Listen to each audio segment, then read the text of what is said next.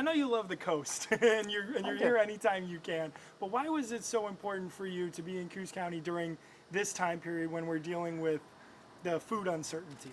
So, I mean, the South Coast, we were just talking about it, feels like every time the South Coast starts to get something going, they get kicked in the teeth, and this is an area of great need.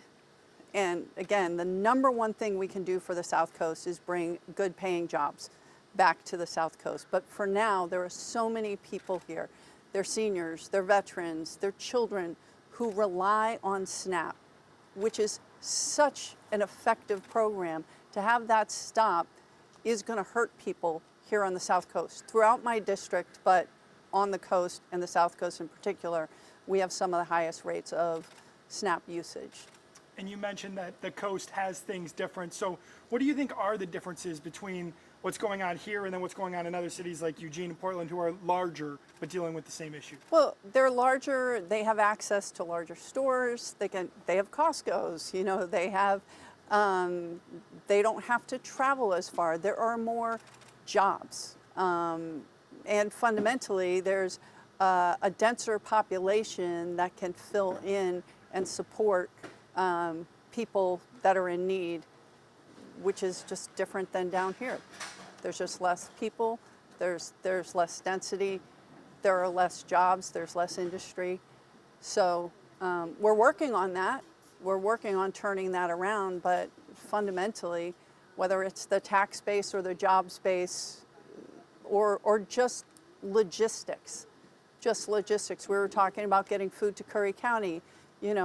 When the highway goes out, you got to go through Powers to get up to the bottom of Curry County, out to Gold Beach. And so I just think the size and scale is completely different. And I just feel like a lot of times my metro colleagues don't quite understand that. And then just in terms of the government shutdown, do you think those conversations between the Republican Democrats are nearing an end? Where are we at in terms of that? I honestly have no idea. This is up in the Senate. While this is happening, I'm getting calls from people who have their health care premiums that are coming in.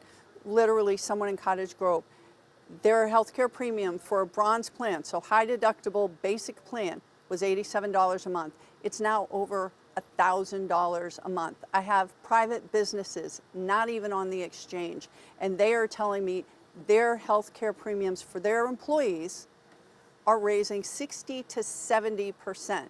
And so fundamentally, this is something that's affecting every single district. I hope that in the Senate, they're working on that because, we have our federal employees that are furloughed or not being paid, and they will send something back to the House. I mean, they're at least in the building having committee hearings, moving bills as they can. And when you're in the building together, you can negotiate. The last shutdown, I was talking to Representative Suzanne Bonamici. She said the last shutdown was stopped because Democrat and Republican women got together and said enough is enough.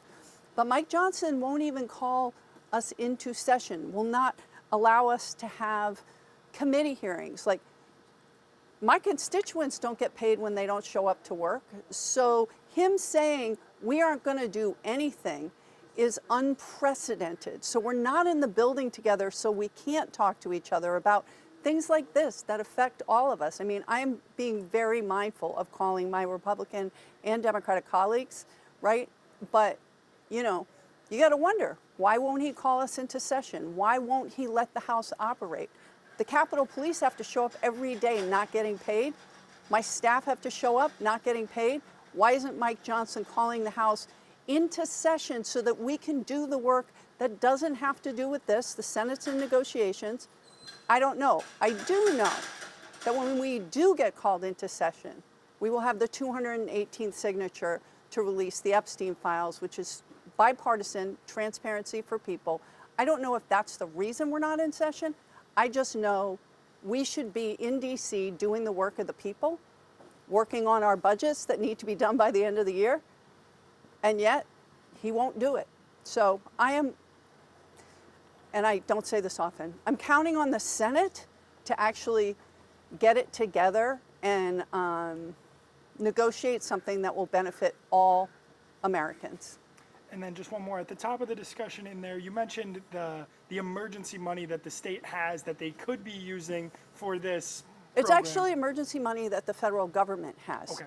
right? So it is a fund that can be used in an emergency. There's $5 billion. It won't cover everything, right? I think it's about $8 billion per month for SNAP benefits.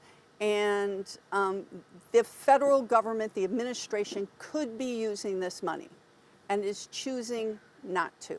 I don't understand how anyone can allow children to go hungry. Again, I say it all the time, the best welfare program is a good paying job.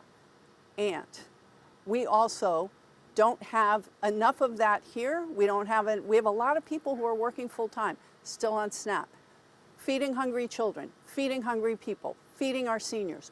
Why, in the name of all things holy, would you not want to address that? I don't know why anybody would use starvation as a policy decision when you don't have to.